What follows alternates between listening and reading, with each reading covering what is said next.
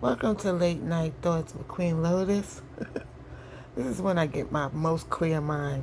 It's quiet, everybody's asleep. Nobody else's frequency is interrupting my frequency. It's just clear connection to the universe.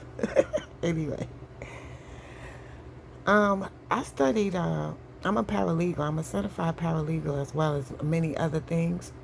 Not saying that to brag, but in one of my classes that I had to take to become a paralegal, I took criminal law. And one thing with law is, if you're a lawyer, like being a paralegal, and if you have a case, right? Let's say you have a case, a lady fell down in the supermarket. You can go and pull an old case where somebody won. That would be like Brown versus Johnson or something like that. Brown versus supermarket or whatever.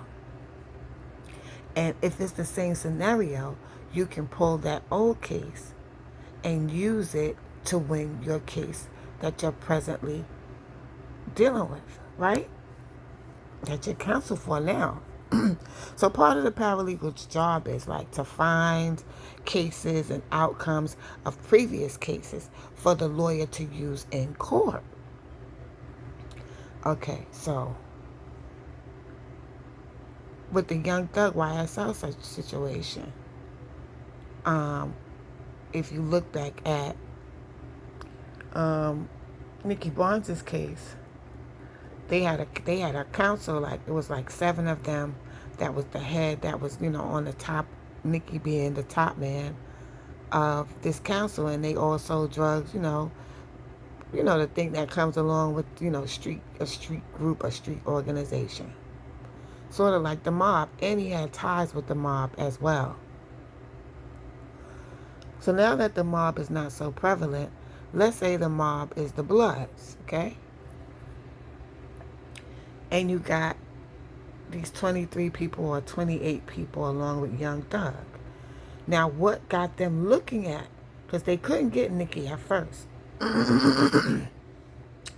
But what got them to first use the RICO charges was when his man was counting money with somebody, sort of like they was washing money, like Scarface. And the undercover DEA agent or police officer was asking him about drugs, right? And he mentioned, call me later. We'll talk about it later or whatever. Call me later. I'll see what I can do for you. And just by him doing that, that enabled them to use the RICO statute to put them away, because they couldn't put them away before. And that was the first time that the RICO charges were used. RICO charges were instituted in the 60s. Okay, I think it was 67.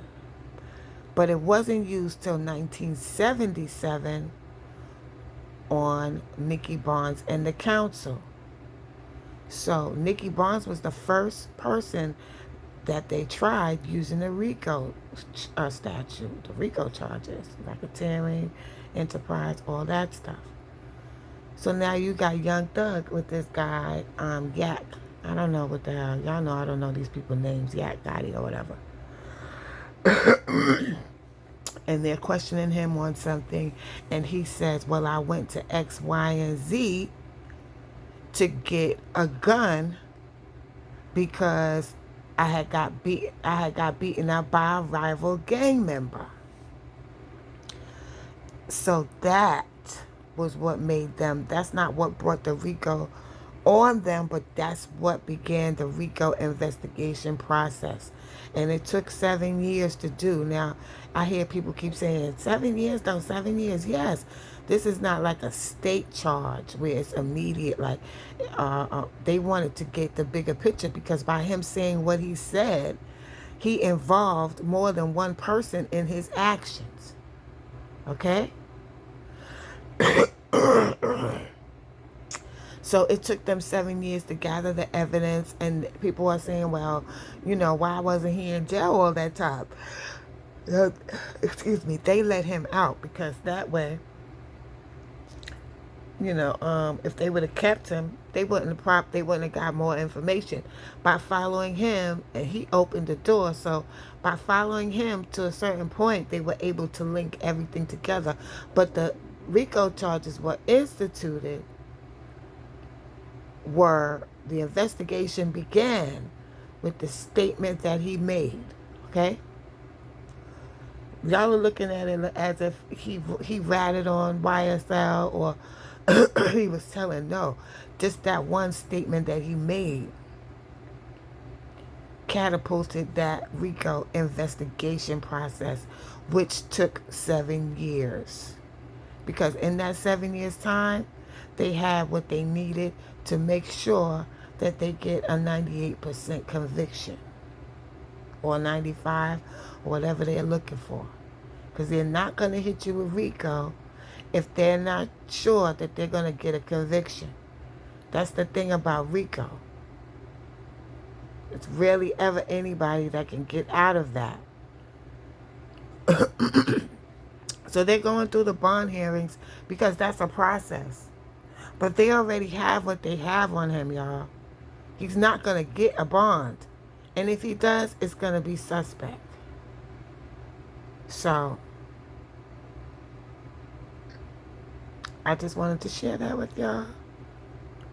A moment of education.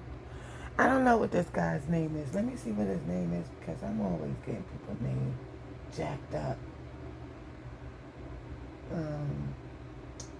His name is YAK. Let me get that shit, y'all, real quick. Because there's too many of these names, okay? Yeah, YAK Gotti. Yeah. During that interrogation, by him saying what he said, he didn't mean to do this, but he didn't know what he was doing. He didn't know he was opening the door for a RICO investigation.